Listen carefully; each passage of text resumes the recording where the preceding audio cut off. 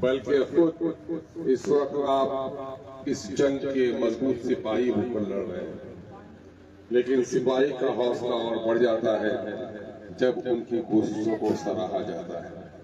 نوجوانوں،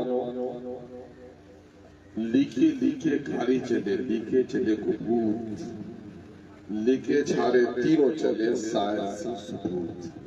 بنگال کے قریب میں رہنے والا ہوں۔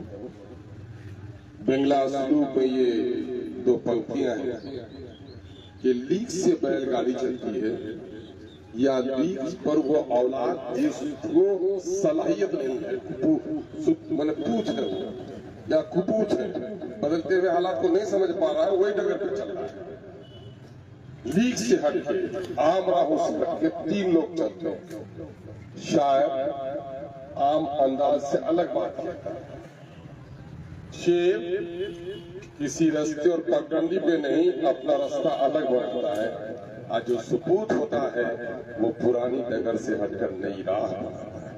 اور میں اس وقت آپ ان ثبوتوں کے طور پر دیکھ رہا ہوں جو نئے ڈگر پہ چلنے والا۔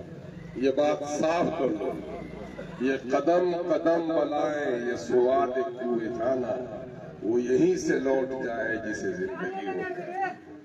یہ جس راستے میں آپ چل رہے ہیں، ایرے غیرے کا نہیں ہے، نچھو کھیرے کا نہیں ہے، یہ راستہ بزدلوں کا نہیں ہے، یہ راستہ مفاد پرستوں کا بھی نہیں ہے، یہ راستہ ضمیر فروشوں کا بھی نہیں ہے، یہ راستہ تو ان لوگوں کا ہے جو لوگ ارادہ کرتا ہے اور اپنے عزم کو حاصل کرنے میں اپنی گردنوں کو نچھاور کرنے کے تیار رہتا ہے۔ یہ مایوب کا راستہ وہ راستہ ہے۔ اس لیے آپ لوگوں کا عادل سپاہی ہے، آپ لوگوں نے MIM کے ساتھ چلنے کا ارادہ کیا ہے۔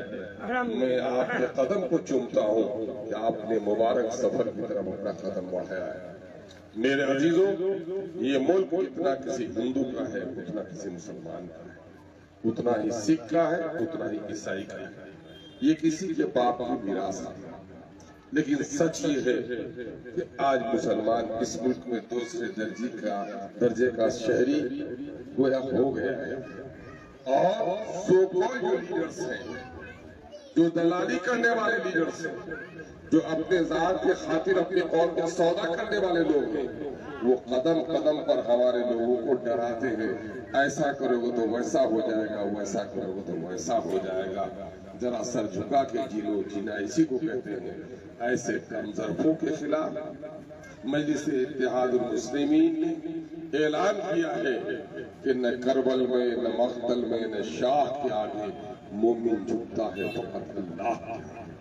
ہم تو غیر اللہ کے سامنے ہیں، اور ہمارے سامنے میں نواز رسول کا وہ اسوہ ہے کہ نماز کے لیے، روزے کے لیے، وزارت کے لیے نہیں، بلکہ اصول سیاست ٹوٹے تو تم گردن کٹا سکتے ہو، لیکن نااہل کے ہاتھ پر ہاتھ نہیں رکھ سکتے۔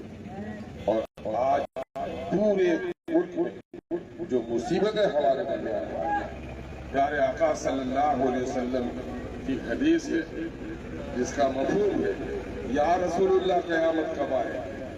رسول اللہ نے فرمایا جب امانتوں میں خیانت کرنے لگے۔ کہا امانتوں میں خیانت کیا ہے رسول پاک؟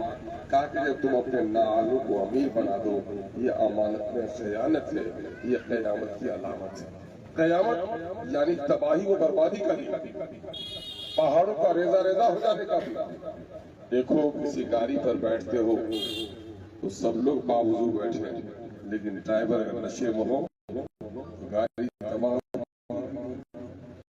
کشتی پر سوار ہو، سب باوضو بیٹھو، ملا نشے میں ہوگا، کشتی غرق ہوگی کہ نہیں ہوگی؟ تو یعنی جس نے نااہلوں کو سردار بنایا، اس نے گویا قیامت یعنی بربادی کا راستہ چن لیا۔ ہم لوگ مسجد کے امام کے لیے، مدرسے کے معلم کے لیے، بیٹی کے دولہے کی تو تحقیق کی، لیکن پارلیمنٹ اور اسمبلی میں جس کو بھیجا کبھی ہم نے اس کے بارے میں تحقیق کی۔ ہم کہیں لوگ میں، کہیں لالچ میں، کہیں خوف سے ہم نے ووٹ دیا۔ یہی وجہ ہے کہ پارلیمنٹ میں اور اسمبلی میں جہاں ملک کی تقدیر کے فیصلے ہوتے ہیں، علاقوں کے تقدیر کے فیصلے ہوتے ہیں، نوجوانوں के रोजगार के फैसले होते हैं, बस्तियों में सड़कों के फैसले होते हैं, वहाँ हमारी कोई नुमाइंदगी नहीं हुई, जिसका नतीजा ये हुआ कि मुसलमान आज पूरे मुल्क में गरीब हो गए। इनके तालीमी इदारे बर्बाद किए जा रहे हैं और खौफ का आलम ये है कि पूरे मुल्क में फिरो तो अब ये खौफ है हर जगह। जानते हो खौफ और ईमान एक साथ नहीं रह सकते। और मोदी तुमने मेरी गर्दनें काटी है, लेकिन मैं तुम्हारा एहसान मानता हूँ कि मेरे आबाओं ने तो गर्दन कटाई है। हम खौफजदा थे, लेकिन अब खौफजदा नहीं है। हम गर्दन उठा के जीने के लिए तैयार है। गर्दन कटेगी तो उसकी परवाह नहीं करेंगे। और हम अपने सफों से गर्दन झुकाकर जीने वाले, गर्दन झुकाकर क़यादत करने वाले रहनुमा